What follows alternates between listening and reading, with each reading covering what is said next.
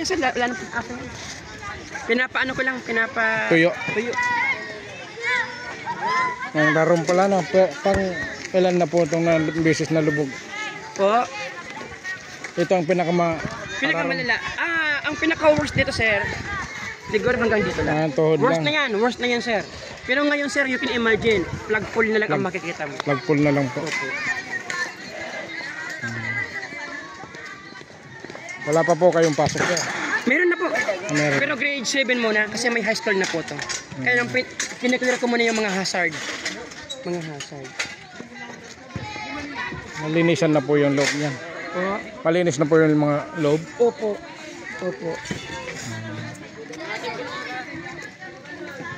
Ma'am Joy.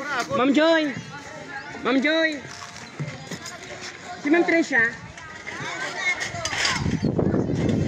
Bungalos pa rin tagakuan yan sir, balatan yata. Mga balatan. Ma'am Trish. May kilala ako, bistado ko doon, Jesus Bungalos. Oo. Kaibanan ko yun dati.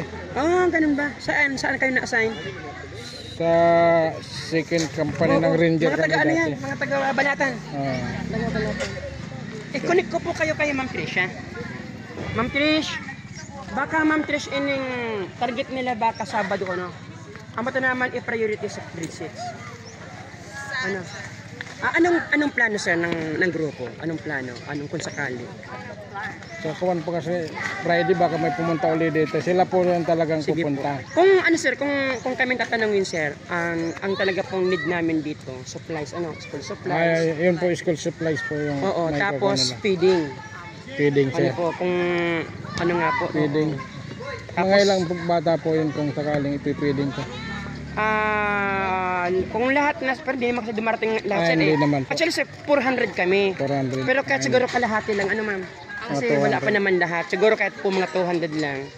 Pero kung ano kasi sir, maganda sir, nang malaman agad natin ma'am. Kasi kapag kasi yung magulang, parabusin natin. Double purpose sir. Nagrarabos. Magpipiding sila, pero pakarabusin natin. Parang food for work. Tama lang po. Tapos kung meron sir, mabibigay na parang relief pa din, di. Ang kagandahan sir, ang konsepto ko sir, hindi yung yung parang literal na lang. Maganda kasi sir, medyo magtrabaho naman kahit konti. Hindi yung parang asa na lang, di ba ma'am? O kung sakala sir, kay ma'am ko na kayo sir, May pwedeng, may contact number ma'am. Contact number para, may nagpunta na po ba dito ang mga taga-AP? Ay, wala pa po. Hindi na lang contact number para bibigay ko na lang doon ma'am, para yung sa coordination. Okay. Pati pangalan, complete address. Ay, susulat ko na lang sir. Sige ma'am. Para ipo-forward ko na lang doon sa magpupunta dito para kayo na po mag-uusap doon.